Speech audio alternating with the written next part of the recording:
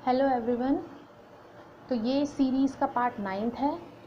जो लोग पहली बार आए हैं इस चैनल पे उनके लिए मैं बता देती हूँ कि हम लोग क्लास 9 का चैप्टर 2 पोलिनोमियल कर रहे हैं और उसमें आज हम पढ़ेंगे factorising the difference of to squares. तो ये वाली आइडेंटिटी आज हम यूज़ करना सीखेंगे।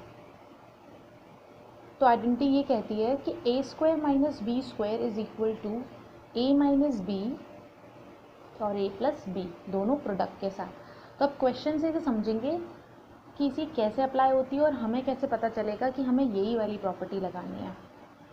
तो पहला क्वेश्चन है x square minus y square upon 100।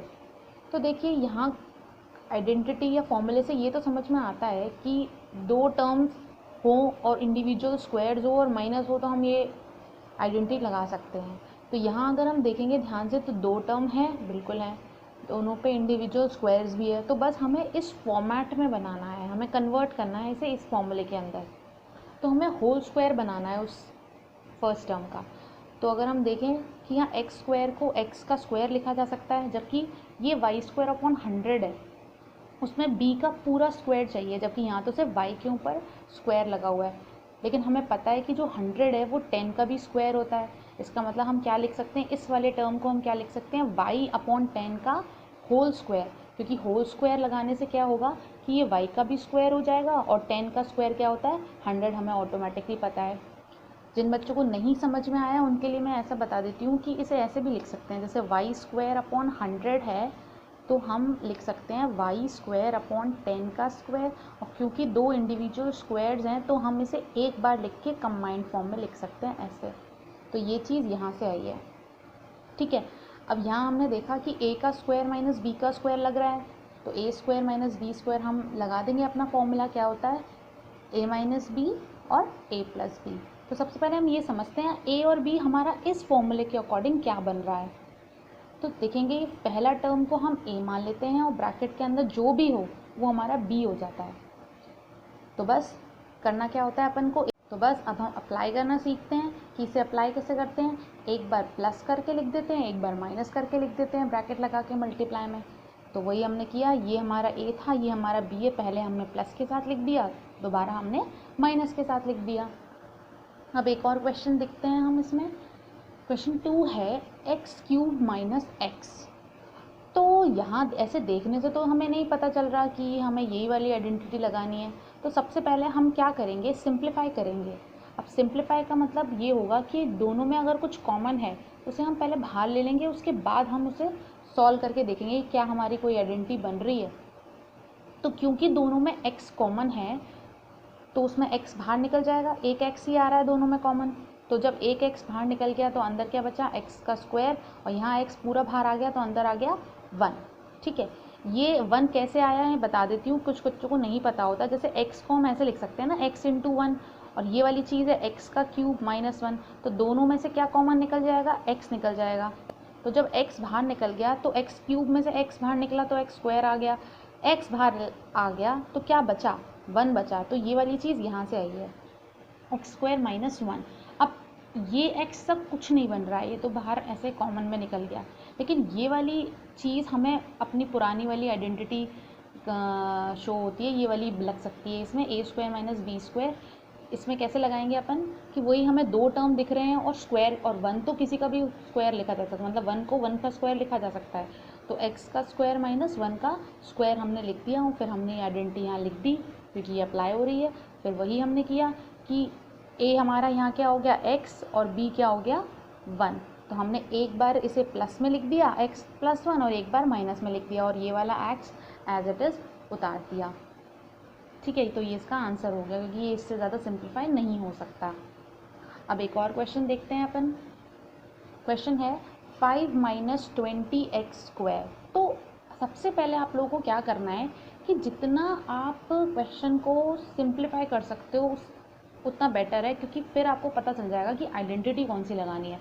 अगर आप ऐसे देख के ही आइडेंटिटी ढूंढने की कोशिश करोगे कि कौन सी लगेगी तो उससे बेनिफिट नहीं होगा, फिर आप नहीं कर पाओगे। इसीलिए पहला स्टेप यही होता है कि आपको क्या करना है, सिंप्लीफाई करना है क्वेश्चन को। तो 5 और 20 मुझे दिख रहा है कि इसमें जो कॉमन है, तो मैंने बिना कुछ सोचे अभी कि क्या लगाना है, मैंने सबसे पहले क्या किया कि पहले 5 कॉमन ले लिया। जब 5 कॉमन ले लिया, अंदर क्या बचा 1, यहाँ क्या बचा 4x²। अब मुझे अच्छे से पता है कि भाई 1 को मैं 1 का स्क्वायर लिख सकती हूँ, उस पर कोई फ़र्क नहीं पड़ेगा। माइनस 4x² को क्या लिख सकती हूँ 2x का होल स्क्वायर, क्योंकि जब इसे भी खोलेंगे 2x² खोलेंगे, 2x का होल स्क्वायर खोलेंगे तो इंडिविजुअली दोनों का स्क्वायर होगा, तो 2 का स्क्वायर होगा 4 और x का हो जाएगा x²। तो फिर से ये मेरी आइडेंटिटी बन गई है, जहाँ पर a तो मेरा 1 है और b मेरा क्या है 2x। तो फिर वही कर दिया, 5 को एज इट इज़ रखा रहने दिया और एक बार इन दोनों को प्लस करके लिख दिया, एक बार इन दोनों को माइनस करके लिख दिया। तो ये अब इससे ज़्यादा सॉल्व नहीं हो सकते हैं। अब आगे एक और क्वेश्चन देखते हैं हम। तो क्वेश्चन में फिर से वही देखा हमने कि अभी हमें नहीं समझ में आ रहा है कि कौन सी आइडेंटिटी लगेगी। तो हमने क्या किया कि वही पहला स्टेप, पहले सिंप्लीफाई कर लेते हैं। 2 दोनों में कॉमन है तो हमने कॉमन निकाल लिया, क्या आया x4 माइनस 16, क्योंकि 2 × 16 इज़ 32, तो हमने इसमें से कॉमन ले लिया। अब x की पावर 4 को हम क्या लिख सकते हैं, x की पावर स्क्वायर का स्क्वायर। ये हमने पोलिनोमियल के स्टार्टिंग में ही पढ़ा था, a की पावर m की पावर n को हम क्या लिख सकते हैं a की पावर m × n। इसका मतलब अगर हम x की पावर 2 लिखेंगे तो वो ये दोनों मल्टीप्लाई हो जाएंगे, x की पावर 4 हो जाएगा। इसका मतलब इसे ऐसे लिखा जा सकता है, इसलिए x की पावर 4 को हम लिख सकते हैं x की पावर 2 की पावर 2 और 16 को क्या लिख सकते हैं 4 का स्क्वायर, क्योंकि 4 का 2 बार मल्टीप्लाई करने पे 16 आता है। तो बिल्कुल फिर से अब मुझे दिख रहा है कि 2 टर्म है, बीच में माइनस है और इंडिविजुअल स्क्वायर लगा हुआ है। तो हम फिर से क्या लगा देंगे, एक बार प्लस के साथ लिख देंगे, एक बार माइनस के साथ लिख देंगे। लेकिन सबसे पहले हम ये लिखेंगे कि a क्या है, यहाँ पर ब्रैकेट के जो अंदर है उसे a बोलेंगे। तो x² मेरा यहाँ पे a है इस फॉर्मूले के अकॉर्डिंग, और b क्या है मेरा 4। तो फिर से हमने क्या किया, वही चीज़, 2 तो एज इट इज़ चला आ रहा है बाहर। उसके बाद हमने इन दोनों को एक बार ऐड कर दिया, इन दोनों को एक बार सब्ट्रैक्ट करके लिख दिया। लेकिन अगर मैं ध्यान से देखूँ तो भाई ये भी एक 2 इंडिविजुअल टर्म है, लेकिन यहाँ माइनस नहीं है, यहाँ क्या है प्लस है। तो हम इसको और सॉल्व नहीं कर सकते। इसका मतलब ये वाला तो स्टेप एज इट इज़ उतर सकता है, लेकिन अगर मैं इन दोनों को देखूं तो भाई ये दोनों 2 टर्म है, बीच में माइनस लग रहा है और हमें पता है कि हम 4 को 2 का स्क्वायर लिख सकते हैं। इसका मतलब इसे अब आगे भी सॉल्व किया जा सकता है। तो x² को क्या लिखा, x² लिख लिया, माइनस 4 को क्या लिखा 2 का स्क्वायर। तो फिर से एक बार प्लस के साथ लिख दिया, एक बार माइनस के साथ लिख दिया, फिर इसको एज इट इज़ उतार दिया, ये भी एज इट इज़ उतर गया। तो ये कुछ स्टेप्स हैं जिससे आपको पता चलेगा कि हमें कौन सी आइडेंटिटी कब लगानी है। तो अभी हमने एक आइडेंटिटी को आज किया है, आगे हम नेक्स्ट वीडियो में हम सारी आइडेंटिटी का यूज़ करना सीखेंगे कि हम कैसे उसे पहचानें कि ये वाली आइडेंटिटी कब और कहाँ लगानी है।